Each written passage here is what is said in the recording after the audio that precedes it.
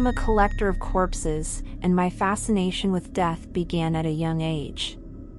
Growing up, I was always intrigued by the morbid side of life. While my classmates were playing with toys and enjoying childhood, I was scouring the obituaries, searching for fresh bodies to add to my collection. As I got older, my obsession with corpses only grew stronger.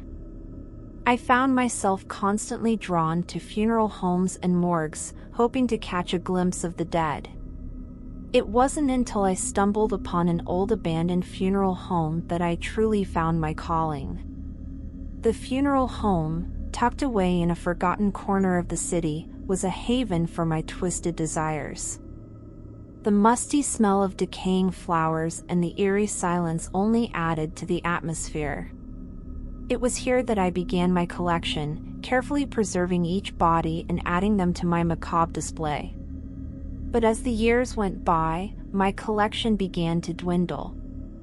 Bodies were harder to come by, and I was forced to resort to less ethical ways of obtaining my treasures. I turned to grave robbing and even murder, all in the name of my collection.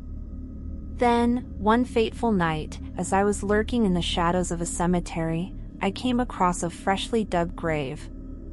The temptation was too great, and I couldn't resist the urge to dig up the coffin and add the body to my collection.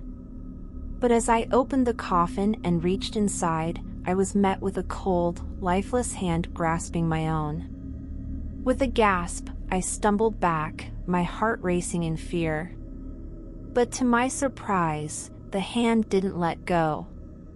It seemed to be pulling me towards the coffin, beckoning me to join the occupant in its eternal slumber. With trembling hands, I reached for a flashlight and shone it into the coffin. What I saw was beyond anything I could have ever imagined.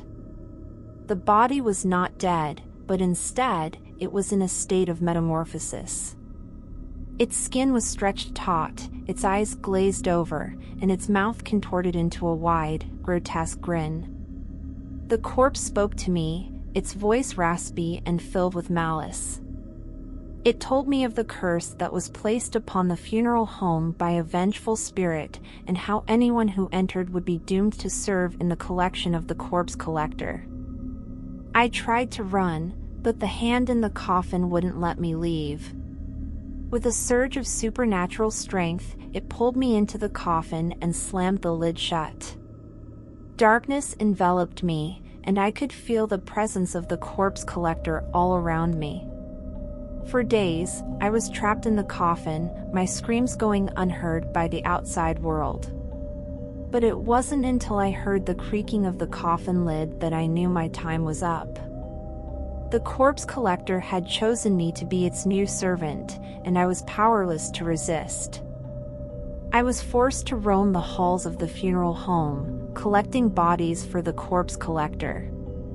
But these were not ordinary corpses. They were the bodies of those who had wronged the spirit in life. And with each addition to the collection, I could feel myself losing more and more of my humanity. I was no longer in control of my actions, a mere puppet in the hands of the corpse collector. And as the days turned into months, I began to realize that I would be trapped in this hellish existence for eternity. But just when I thought all hope was lost, a group of paranormal investigators stumbled upon the funeral home.